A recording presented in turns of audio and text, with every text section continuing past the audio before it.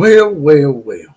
Seems like old Dan Patrick said some stuff out loud that normally people in the sports industry do not say out loud about the sports media giant, that being ESPN. Some stuff that I've been saying, and the common Joes and the common citizens know even more so than all the media talking heads out there, you guys have been saying for quite some time. And what worries me about this interview and the stuff that Dan said is it goes back to some of the other stuff that I've been arguing with a few people about, notably Jonathan Lewis, that ESPN and Disney, while they are a huge company, they are somewhat in danger from the way they've handled themselves here recently. And does that spell danger for our conference, the SEC, going forward? Does the SEC need to be looking for a new media home in the future? And could that be something that takes away from the SEC, maybe hurts the SEC even? Let's talk about it. You tell them I'm coming, and hell's coming with me, you hear? Hell's coming with me! Here we go again on our own, like that old White Snake song that I like to reference ever so often. And now let's get right into it here with the Full Horseman shout-outs. And the Full Horseman shout-outs go to Mike Happy, Fred Bagley, Enough is Enough, and Jack Acker are mounted up and saddled up and ready to go and help us with today's college football invasion. Also, you can do the big four for this channel if you don't mind. They're all free. Like, share, comment, and subscribe. But if you want a little something extra, if you want to get deputized and get your badge like those four guys just did and get your random Four Horseman shout out, as well as possibly be the comment of the day, which comes later in the show, all you got to do is hit that join button. It's number $2.99 a month. That's just 75 cents a week. That's just a half a bottle of water for the outlaw. Also, if you want to give me ideas for the show or even possibly be on the show, I can be reached on Twitter, a.k.a. X, a.k.a. the Bowels of Pluto, whatever they're going to call it next year, at OCF Productions. Now we're going to bring up a little video here for y'all. This is from Outkick with Dan Okovic, I think is his last name. He has Dan Patrick on here.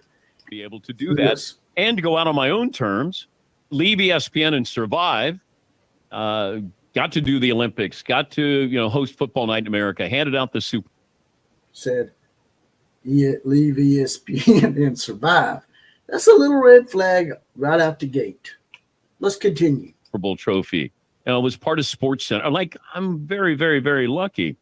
And there was one day when I was doing the 6 o'clock Sports Center, and I remember I threw it out to Sal Palantonio, and he's doing his report. I'm not listening to anything he's saying because in my mind, I'm thinking, I am going through the motions here.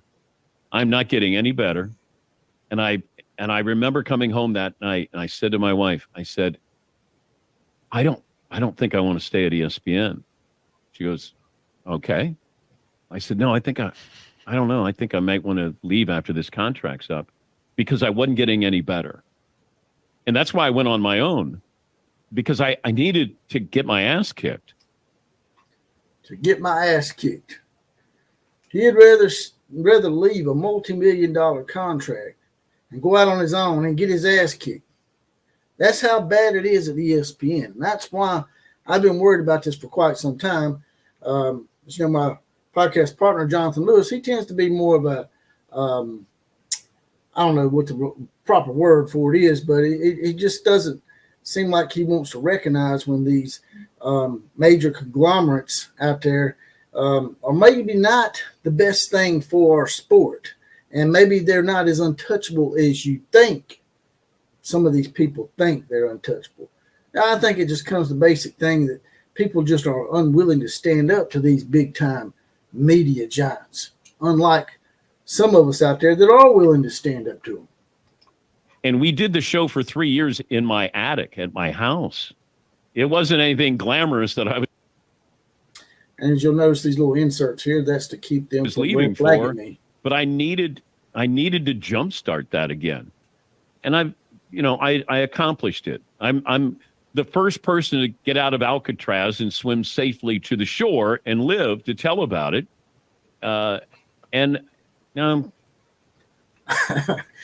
Another very telling analogy and comparison for ESPN from Dan Patrick is they were Alcatraz, like a prison, so to speak. I'm good. I've accomplished what I've wanted to accomplish, and it's time for somebody else to come in and do this. Somebody younger. Well, you're great, man. You're not good. You're great. And what you did was be a trailblazer, and you're right. I mean, look, I people don't leave ESPN unless they ask you to leave. You know why I left? Other than the fact that I maybe was too controversial. I got. He was too controversial is why this guy left ESPN, which tells me I will probably never, ever be able to work for ESPN because I'm a very controversial kind of guy. I'm bored. I get bored easy. And I got tired of, well, you don't do this, don't do that. And I got like, I started not liking coaches. I'm talking to them. I'm like, there's got to be more. So I go to Outkick where they let me say whatever the hell I want and I don't get in trouble. It's pretty good. Well, it sounds like the company I need to work for. Outkick. Well, that's sort of with, leaving ESPN is I didn't really have a boss. When I was at ESPN, you're told what you're supposed to talk about. You're told you have to have ESPN analyst on. You're told like it's an echo chamber. And I just kept thinking we need to have people from outside instead of just our analyst on. And, that was not met well. And it just felt like, I don't know, when Disney took over and then the walls kind of got tighter, things shrunk. It wasn't as much fun there. And I just thought, God, I'm going to be the old man doing sports. You say the walls just got tighter with Disney?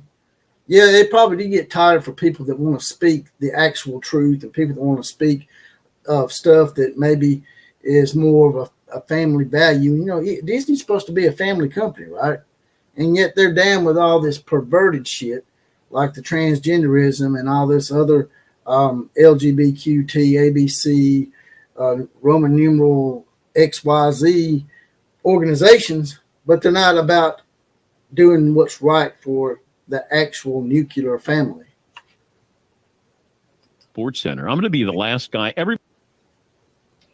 Another insert to keep the red flag. Everybody else did specialty shows. They all left, and I'm there, and I'm anchoring with somebody who's probably 15 years younger than me, and not that that's a knock on them. It's just I felt like I didn't graduate. I didn't progress. I didn't get any better. Berman left, Bob Lee left, Oberman left, Kilborn left, Tirico left, Chris Myers left, Rich Eisen left. Like they all left. And I was just there going, oh my God, I don't want to be laughed at. I want to be laughed with.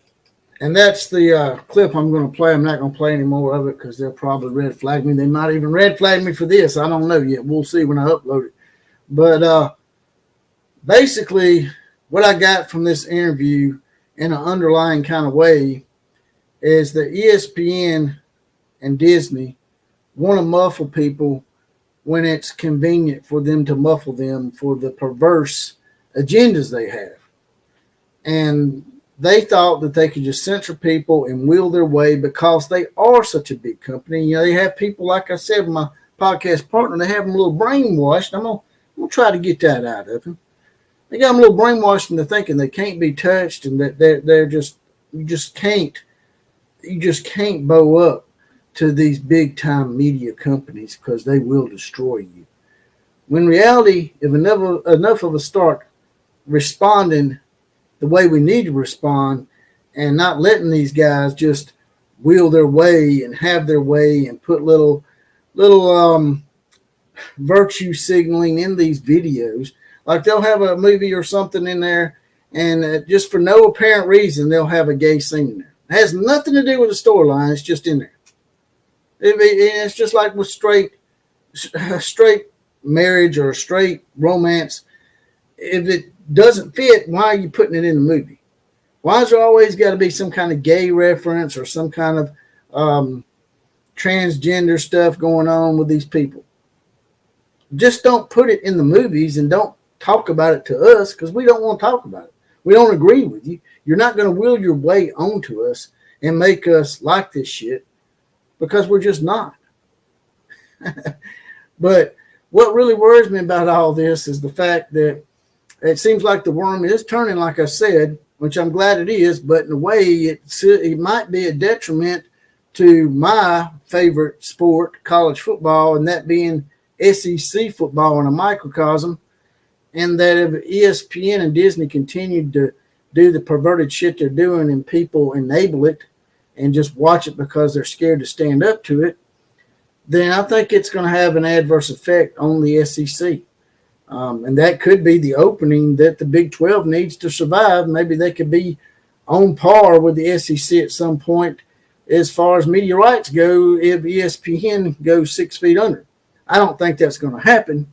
I'm just saying that they need to change whatever they're doing because they're headed down a road that's going to end up derailing them. It may not derail them in the next 3 or 4 years, but I'd say 7, 8 years down the road, they may be in trouble, and the SEC might have to take a lesser deal somewhere else just to get media and just to get coverage for their sport. Now, we'll probably only end up going to streaming one day. Things are probably going to be more like on Netflix and Amazon and that kind of deal. We may not need ESPN. I hope that's the case. Either that will end up on Fox with the Big Ten.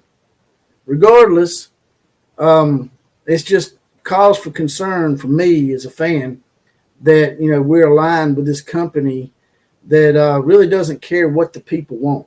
They want to push their agenda, the BlackRock agenda, the Soros agenda, all this evil, perverted shit they're trying to push on us, and they're doing it through what used to be considered the premier family channel because they're a bunch of cowards and a bunch of perverts.